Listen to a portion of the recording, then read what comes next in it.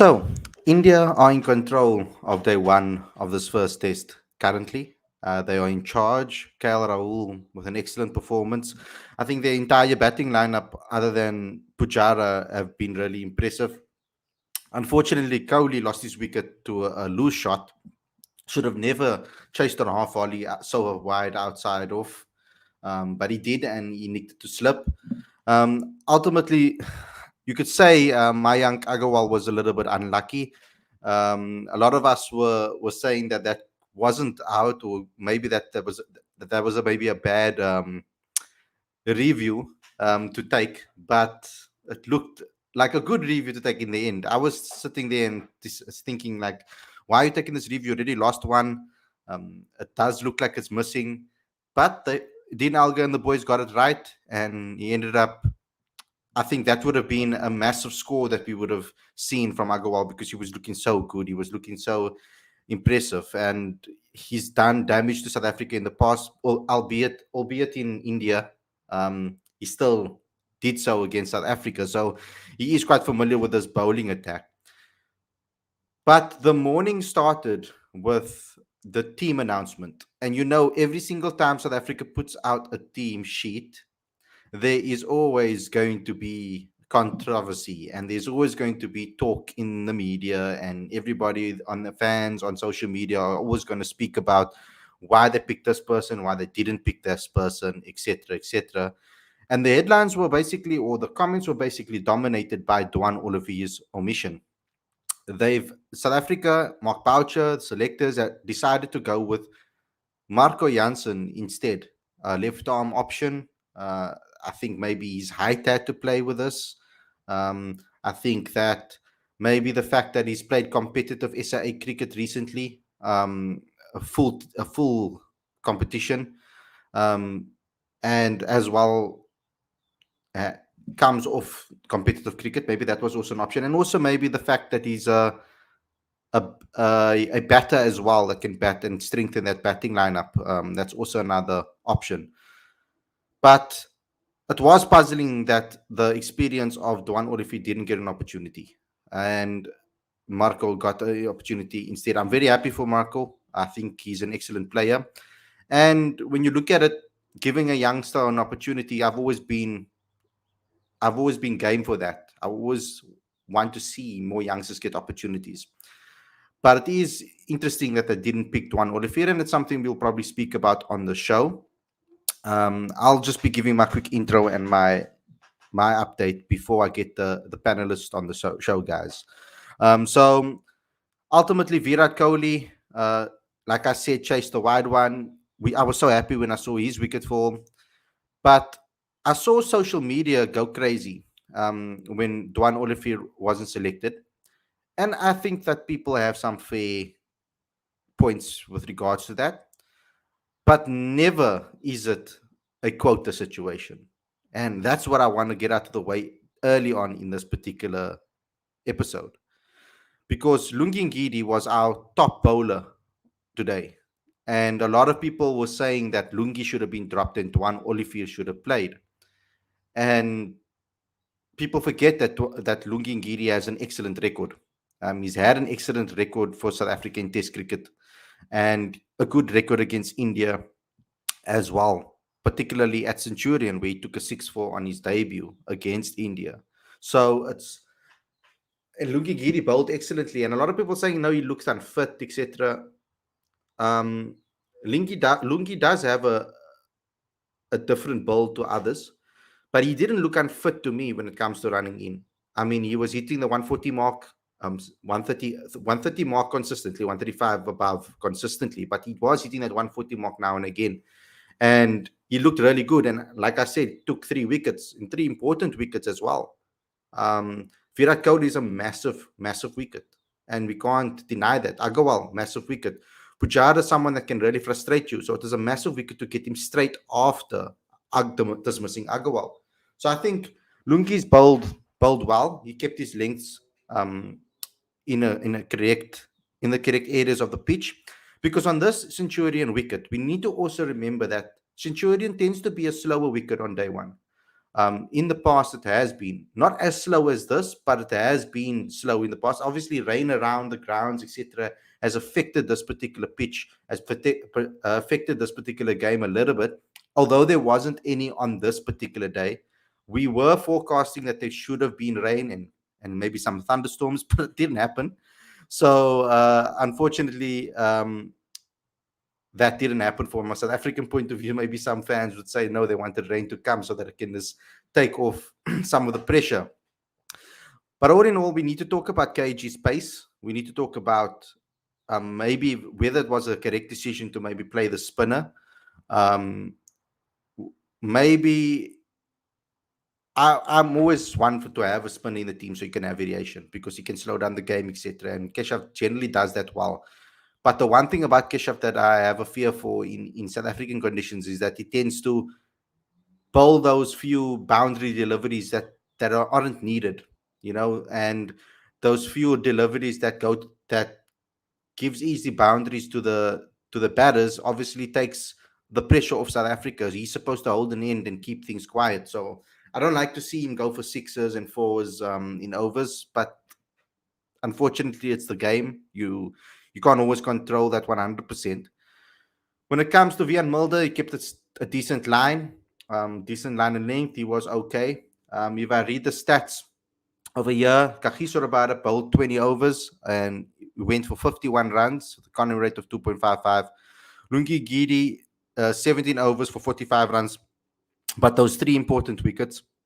Marco Jansen, 17 for 61 runs. He was the most expensive bowler on the day. Vian Mulder, 18 wickets, 18 overs and 49 runs. And Keshav Maharaj, 18 overs and 58 runs. With regards to Marco Jansen, you could see the nerves in the first over. He wasn't necessarily keeping good lines. He was bowling down leg onto the pads, especially onto KL Rahul's pads, who he the smashed moved in or pushed him to the boundary easily and into gaps. I think that someone needs to pull Marco aside and just explain to him that against this attack on this particular wicket, bowling between that short and full delivery, that just in the middle of that particular mark in a good length, just above a good length, is where you need to bowl away from the batter, cramping their space, forcing them to play. That's going to be the trick over here because India's leaving the ball very well, particularly KL Rahul's leaving the ball extremely well, and is allowing the ball to pass his bat with no problems. And we need to make them play and force them into playing. Any delivery that goes across the body, and that's how we're going to cramp them and really get their wickets. We should have taken a little bit more. We put a little more pressure on Rahane, who I feel is coming into this series with a lot of pressure from an India batting perspective. I mean, some people were suggesting that he shouldn't even play in this particular match. So the fact that he's doing so well, it's going to cause South Africa some headaches. We have to obviously South Africa do have to take some positive out of this. The fact that they almost into the tail when it comes to India. India's batting a little better light, some would say. Although Ashwin is someone that can really do harm with the bat as well. But Rishabh Pant is maybe their last recognized batter in the team. So they are batting a little bit with a one night. If we can get those two early wickets early on, and then we can really put some pressure on India.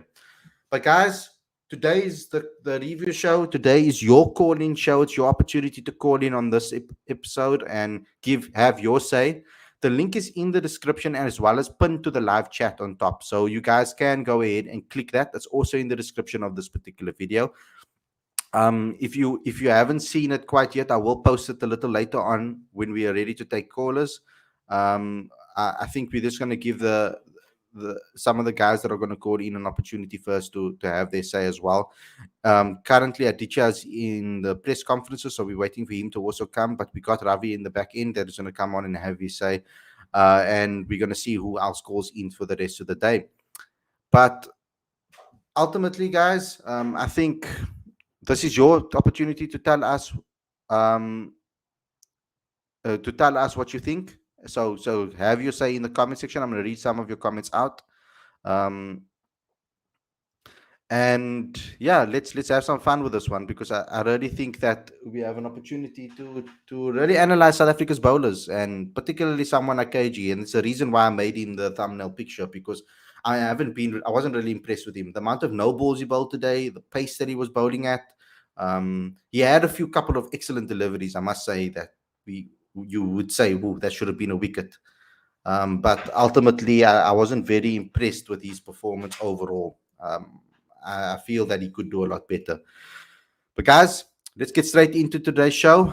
Thank you for bearing with me. I'm excited about this one. I hope you guys are too. If you are new to this channel, please subscribe. Please click that notification bell for all future videos. Don't forget to subscribe to Cricket Fanatics magazine monthly. The link is in the description. Every single issue 100% free. Smash that like button, comment, and share, and do all of those things too. So without further ado, let's get straight into today's video.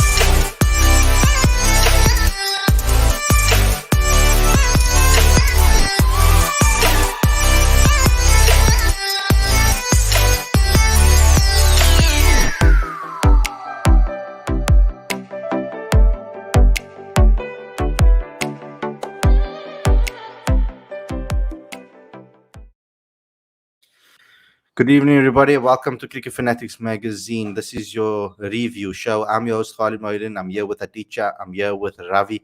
And we're going to be chatting about the day one of the first test at Centurion between South Africa and India. So this is going to be an interesting one. Guys, I don't know how I feel about this one, because South Africa's bowlers, I knew when India put South Africa into bat, I wasn't necessarily worried at first. But when I heard the talks from Kohli in his pre-match talk or interview, he particularly mentioned that Centurion is a bit slow on day one, and it quickens up as the days go along. So that already made me realize, you know what, South Africa's bowling attack that they currently have here, if they really don't necessarily have this express pace, because obviously Anrich Nokia is not playing. So this is going to be a potentially a difficult task, because we're going to have to get our lines and lengths spot on consistently from everybody all around. And there wasn't necessarily a lot in it for the bowlers in this pitch. But if you kept a good line and length and bowled consistently on a particular patch, like I explained earlier on, it's almost just above a good length, closer to a shorter delivery. It's in between there, so not going too full and short, because you saw what happened with Marco Janssen. As soon as you went short, as soon as you went full and on the pads to KL Rahul, for example, you go to the boundary. Same thing's happening with Rayane. Kohli was doing the same thing. And if you bowl a little bit too short, they just leave it. So so you need to bowl in that region. It's not really the corridor of uncertainty. It's a little bit higher than that, I feel, because I think that it's where you're forcing the batter to play on this particular pitch is a little higher up than on a regular, green top pitch that is moving. So it's something that we need to look at. I'm a bit concerned about KG Rabada's pace. Um, for example, a lot of the bowlers, I didn't expect Dwan to hit 140 as many times as he did in this particular game. So we know that he does have that pace to actually go higher than that. I think he can go a lot faster than that. Actually, he's still skinny. He still can put on some muscle. I think that with some training and with some close examination with regards to work with a high performance coach like someone like Vinny Barnes, I think that he'll be able to take his bowling to the next level, get a lot stronger, and get quicker. I think it's maybe about 2 or 3 kilometers per hour. It will make a massive difference. I think if he bowls 140 consistently, and then can crank it up to 143, 145, that's a possibility. He could do that, and then he'll be a dangerous all rounder when it comes to Marco. So it's something that I hope we will get to see um, more regularly when he plays in this particular test match. But let's get your thoughts, Ditya. First and foremost, I know you're happy, you're smiling because your batters came to the party today. I'm delighted because normally as an Indian fan, you don't expect to go an entire session without losing a wicket. I mean, in the time that I've been following cricket, I've never seen an Indian team come to South Africa and post 272 for three, and be as commanding and dominating as they have on the first day of a series, on the first day of a test match, on the first day of a series. So you know, kudos to KL Rahul. That 122 was proper masterclass in test match batting in overseas conditions. Well played to Mayank Agarwal. He he took the pressure off KL Rahul because Mayank Agarwal seems to adapt to conditions faster and he's able to take the bowling on. So well done to him. I thought Kohli made a useful 35. Tough luck that he got out. I would have expected a better shot from him, but I'm also happy to see Ajinkya Rahane score of an unbeaten 40 because I thought he was very lucky to be selected in the first place, given his recent form. So for him to come in and score the way that he has been fantastic. With South Africa, I think they've been off color. You know, that's the only way that I can think about what the performance has been like today.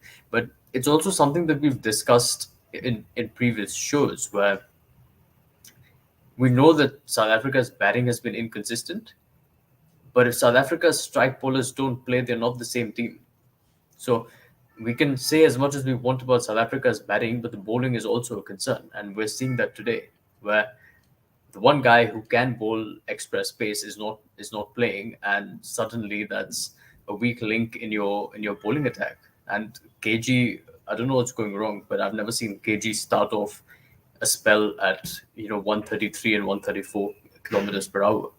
So um, yeah, I think that's certainly something that South Africa will will have to address within the domestic system and within the international setup. Yeah, I mean, Ravi, that must be a talking point. That's the reason why I made him the image on this particular picture of the thumbnail, because I thought that he's a proper talking point that we need to talk about.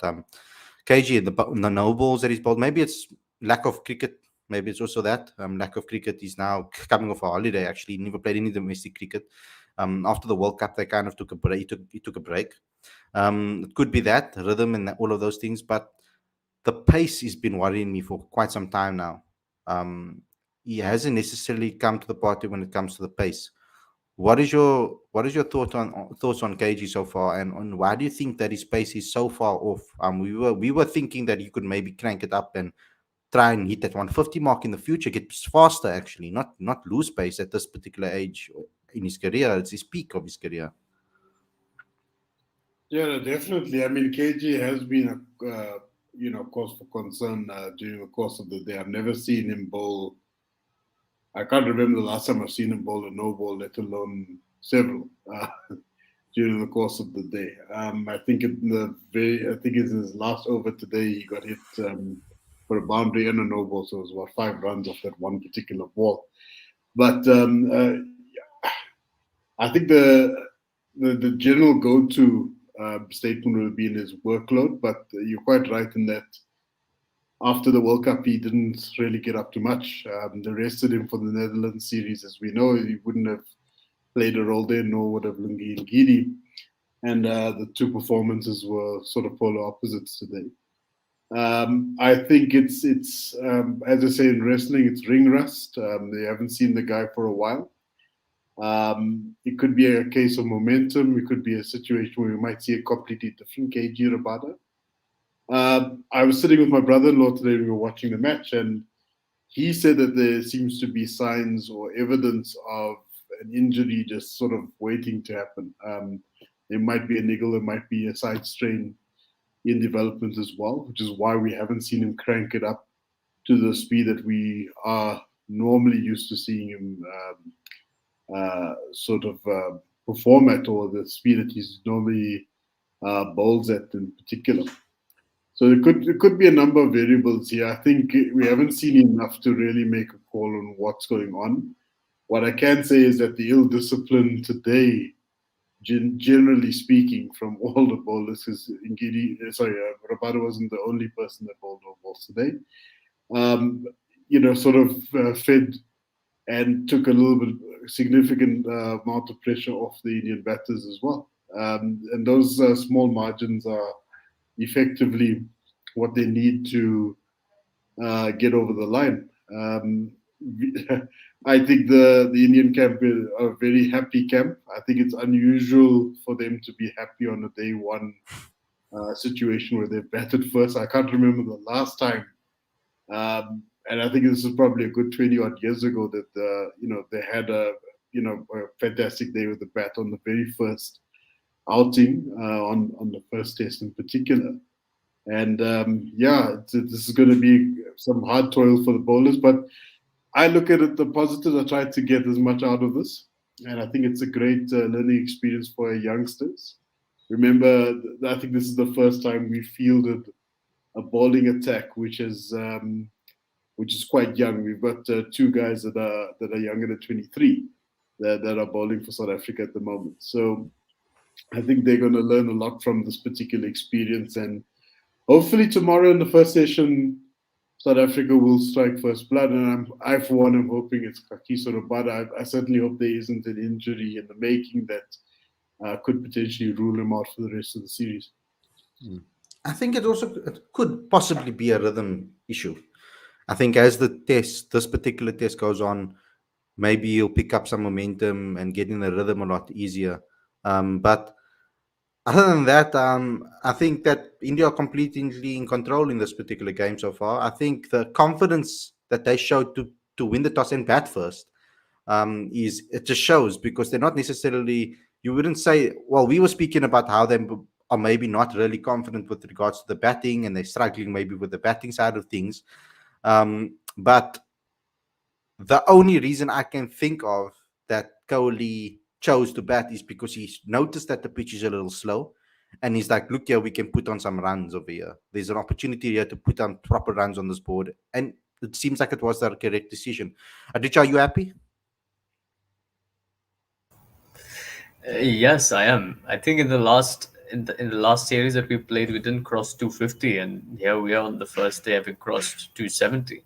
So I'm definitely delighted. And you know what I liked most was that I thought that the template was proper test match template. There was no chat about strike rate. There was no unnecessary attacking. If a couple of maidens were bowled, and I never saw the Indian batters being frazzled. Akil Rahul is capable of striking at over 200.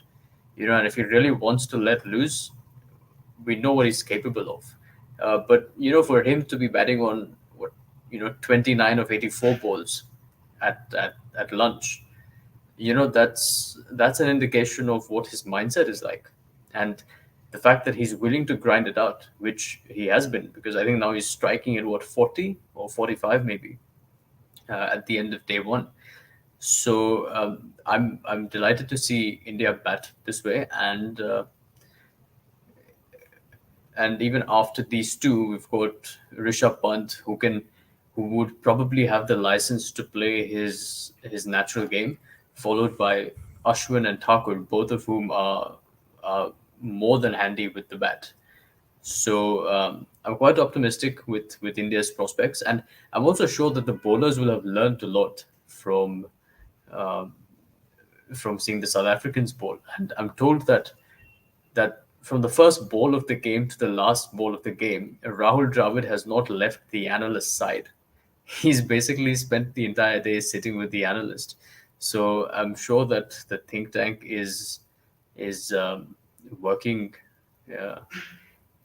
hard and will come up with plans for their bowling innings. But in saying that, I do want to go back to that conversation about South Africa having more bowlers who can bowl 145 up in their stable, because that's been the USP of South African cricket, and it's something that they need to have that bite. in all conditions. We know that no one in the world, no matter how good you are, wants to face a 150 bowler. And somewhere I feel like that has been missing. That has been a matter of concern. And I think the first time we saw it was against Pakistan earlier this year, when they didn't field the first choice bowling attack. And uh, the second choice bowling attack came up significantly short. So I do think that that's a conversation that we need to have. The cricket connoisseur wants to talk about Hanuma Vihari. It's unfortunate that he missed out. He's an excellent player, and um, it's. But I guess I can understand, because they wanted to show faith in the players that have been playing in those positions. So I can understand why Hanuma Vihari didn't play, but it is hard on him, and I'm sure he'll get his opportunity soon. We're sitting here and we're like, oh, we're talking like we already lost the game. It's only day one here, guys. So, I mean, at least, Ravi, we still have to bat. But it just shows the confidence that some of us have. If we don't get a good bowling performance, then South African fans tend to, like, in recent times, have gone into their shell a little bit because we feel that we a bit wobbly with the bat. But we still have to see what this batting lineup is going to do, because maybe the rest will work well for these batters. I thought it would revitalize our bowlers and we'll come out here like blazing over here, basically coming out full speed and really look energized. Because I mean, I saw a tweet earlier on, I think Stuart Hess from IOL, he tweeted it. He said, second session, it looks like South Africa came out with a lot of more energy. And for a journalist to tweet that means that what we are seeing in that first session wasn't up to what to standard of what we expect in from a South African standard with the ball. So I don't know what it is. Because I always thought that KG would be that bowler too, because he does it in the IPL, for example. He cranks it up at the IPL. He's not necessarily much. He's a couple of kilometers per hour off KG. I mean, off Andrich. When it comes to, if you look at the speeds of last year's IPL, for example. So yeah, it's not like he bowls slow necessarily. I know he's not maybe hitting that 150 mark consistently like someone like Anrich can. I mean, Anrich was hitting 156 at some points, for 152, 153. Like he's ridiculous. So it's a completely different standard. But I was at least hoping that KG can hit 145 consistently, and then maybe try and get closer to 148, maybe 147, 148 when he's really going full speed. But below 140, that's the concern. It's mid 130s, and I wouldn't expect a guy like him to bowl that slow. So, yeah, let's move on from that and let's just talk a little bit about what would be a good total for South Africa to chase down here, Ravi. How much confidence do you have in this batting lineup that was selected for this particular test? You know,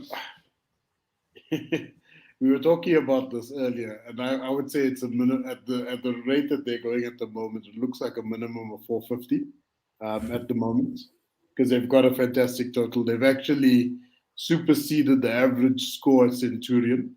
I think it was 265 or 268 for 7, and today they obviously surpassed 270. So at the rate they're currently going, I mean, they're going at a fairly positive rate. They're playing fantastic cricket. You've got 3 recognized batters coming up afterwards.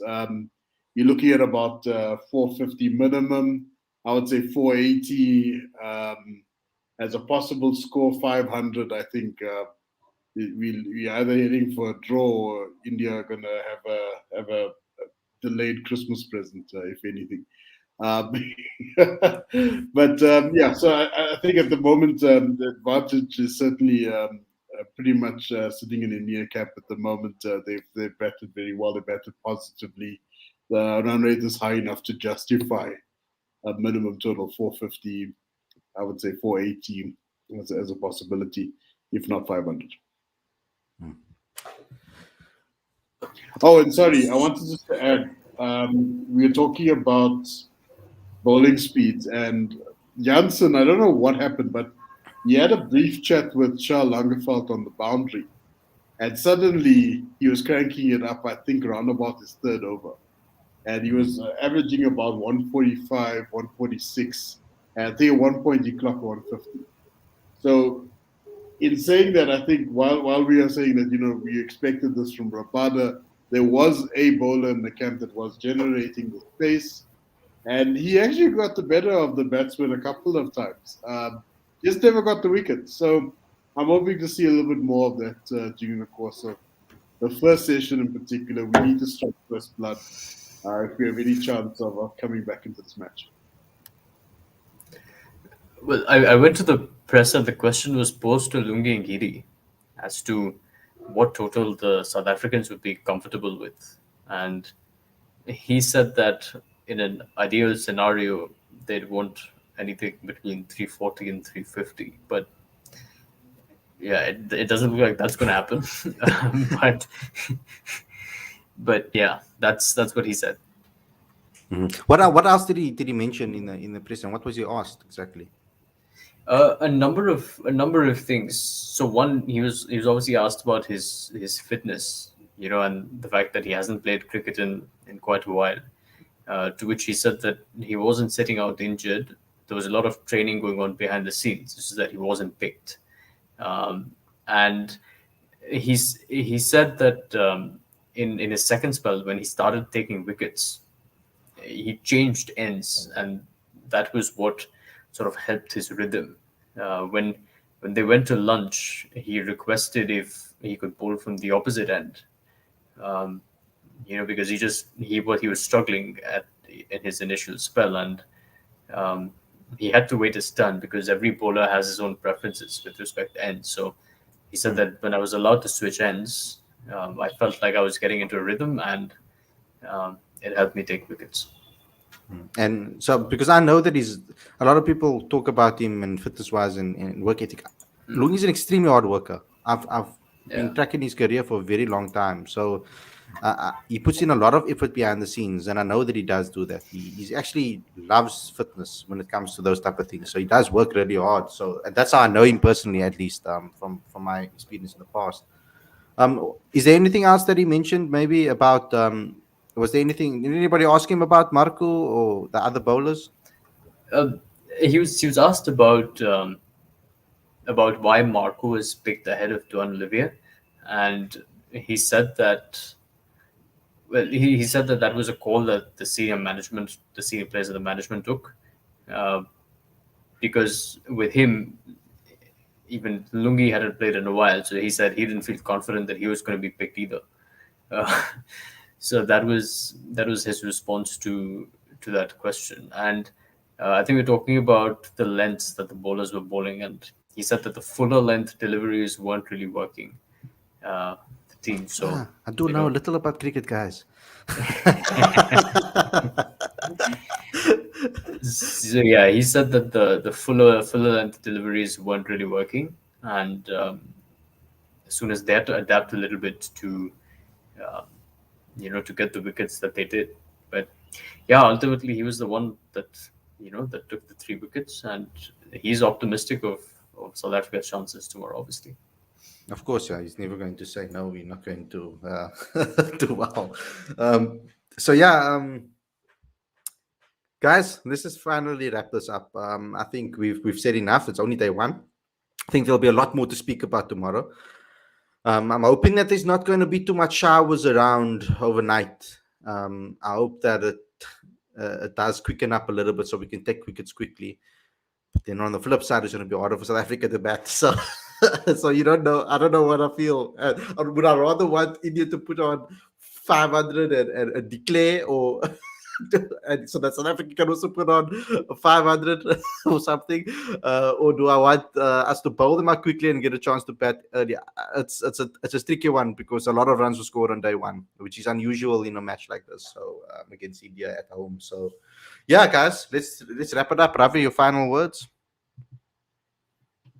Look, it's still early days, guys. I know there's a lot of disappointment. There's a lot of despondent South African cricket fans on Twitter.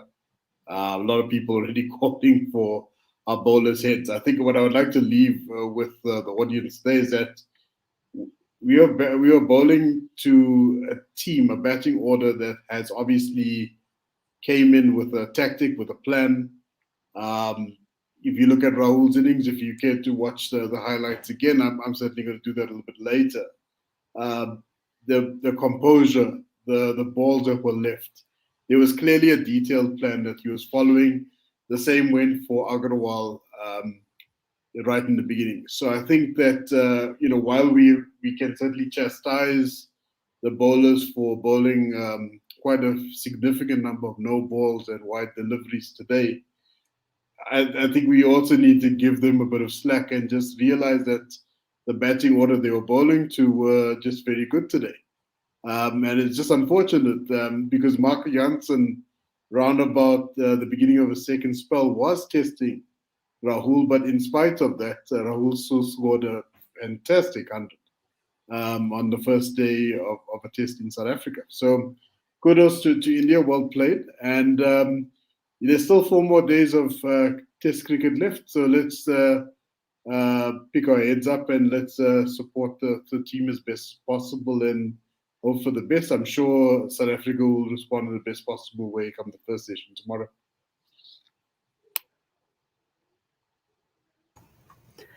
Yeah, all in all, I thought it was a brilliant day of Test cricket. This is exactly the sort of contest that we wanted to see, and unfortunately, it went on uninterrupted. But from an Indian point of view, delighted to see the batting performance. Long way to continue. I hope they get 500 runs. From South Africa's point of view, yeah, from South Africa's point of view. You guys are right. I think they've also been a bit rusty, not having been in the test arena for at least I think the last 6 months. So I'm sure they'll get better with each passing day.